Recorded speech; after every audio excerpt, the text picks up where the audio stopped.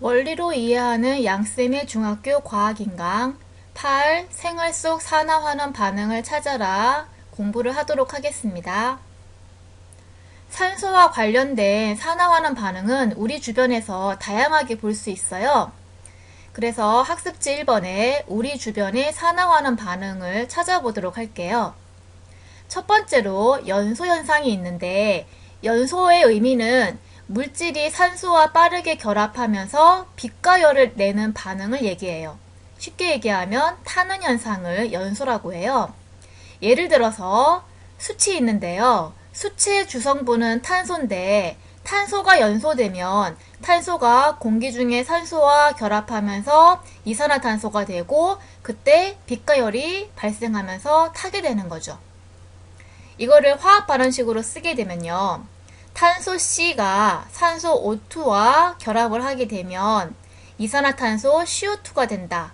이렇게 화학 발언식을 쓸 수 있고요. 그때 C는 산소를 얻었으니까 산화가 된 거고요.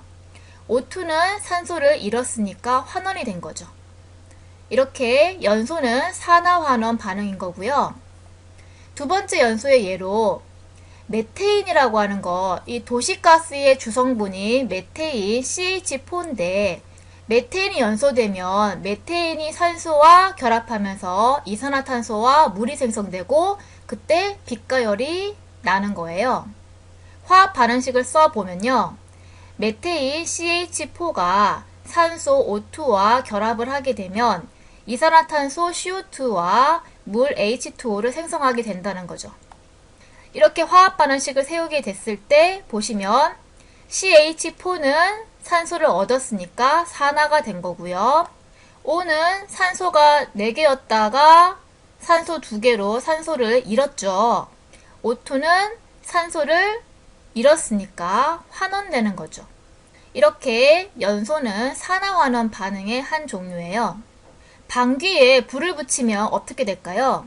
방귀의 성분 중에 메테인이 있거든요. 그래서 방귀에 불을 붙이면 이렇게 메테인이 연소하게 되어서 불이 붙는 걸 볼 수가 있어요. 영상으로 확인해 볼게요.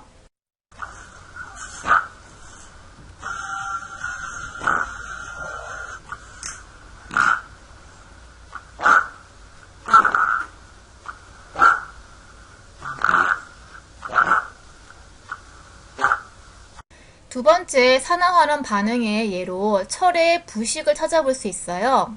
철의 부식이라는 것은 철이 산소와 천천히 결합하면서 붉게 녹이 슬어 쉽게 부스러지는 등 성질이 변하는 현상을 얘기하는 거예요. 그림에서 보다시피 철이 있는데요. 이건 물, 이건 산소의 모형이에요. 여기를 확대해 보면 철은 공기 중에 산소와 물과 결합을 하면 녹으로 변하게 되는 거예요. 이걸 화학식으로 쓰면 철 Fe가 산소 O2와 결합하고 H2O 물과 결합을 하게 되면 FeOH3라고 하는 녹이 되는 거고요. 자, 이랬을 때 철 Fe는 산소를 얻었으니까 산화가 되는 거죠. 그리고 나머지 O2와 H2O는 산소를 철한테 잃었죠. 그래서 환원이 된 거예요. 이렇게 철의 부식은 산화환원 반응의 한 종류가 되고요.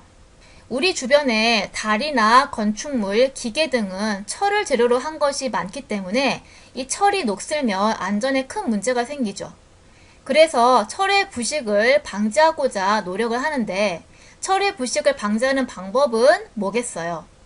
철이 공기 중에 산소와 물과 접촉하는 걸 막아주게 되면 철이 이렇게 부식하는 반응을 막을 수가 있겠죠. 그래서 철의 부식을 방지하기 위해서 철의 표면에 페인트나 기름을 칠해요. 혹은 이런 산화 반응이 잘 되지 않는 다른 금속으로 얇은 막을 입혀요. 그렇게 철이 공기 중에 산소와 물과 접촉하는 걸 막아서 철의 부식을 방지하게 되는 거예요.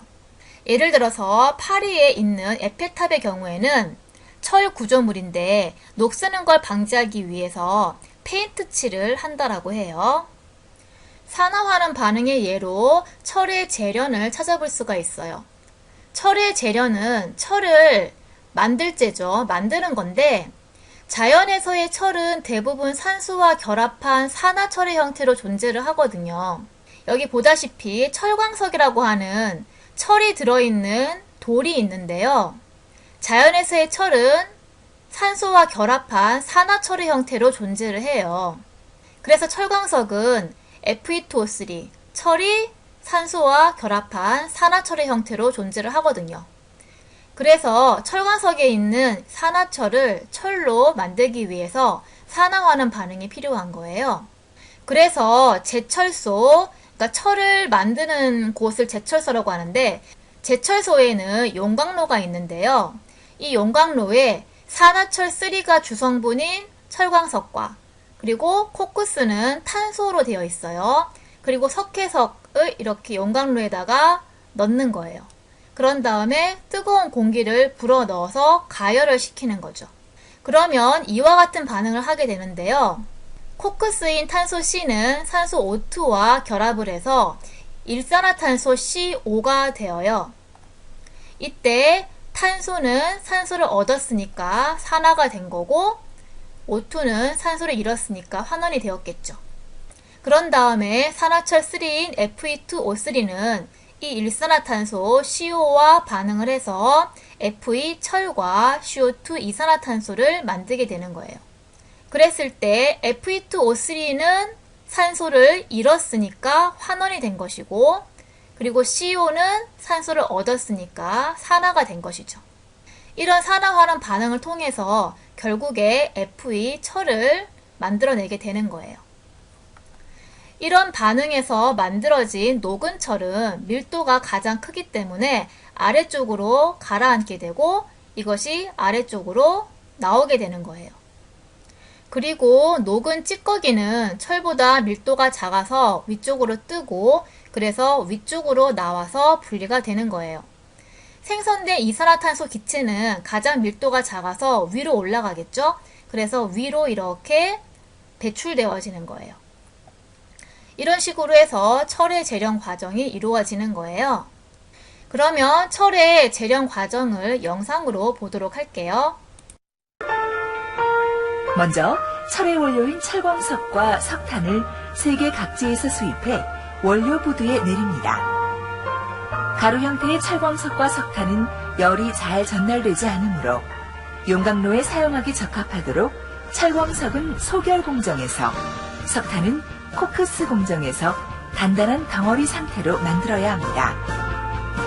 이렇게 사전 처리한 철광석과 석탄을 약 100m 높이의 용광로 안에 층층이 쌓으면서 아래에서는 1200도씨의 뜨거운 바람을 불어넣으면 석탄이 타면서 나오는 열에 의해 철광석이 녹아 1500도씨의 쇳물이 됩니다.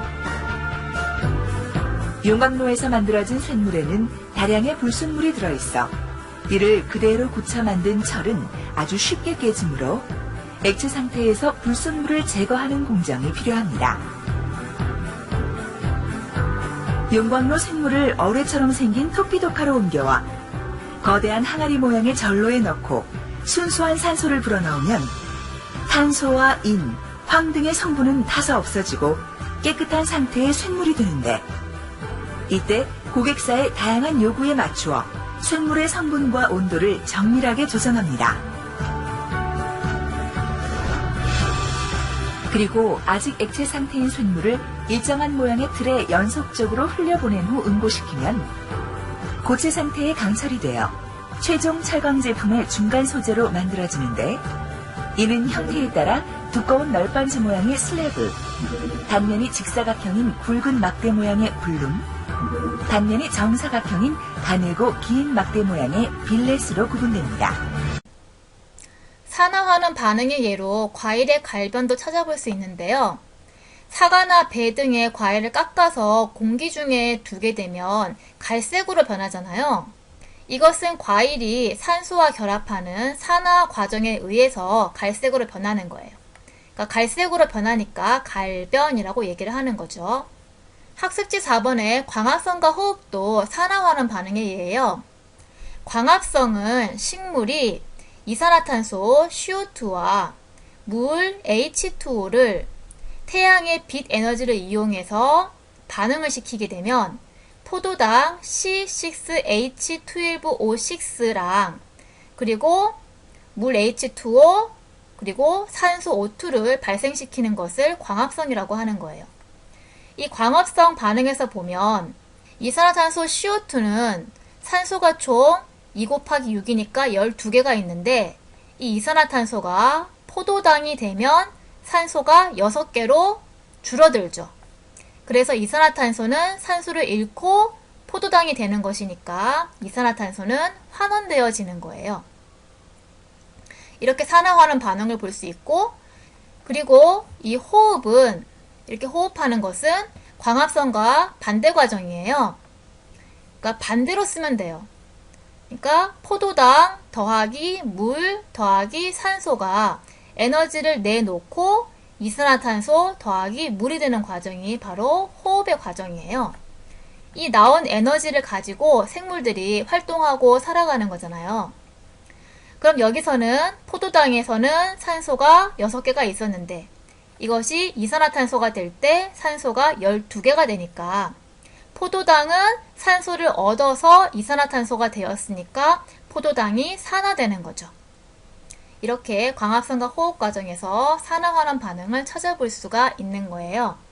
그리고 광합성 결과 발생한 이 산소가 생물들의 호흡에 이용되는 거죠.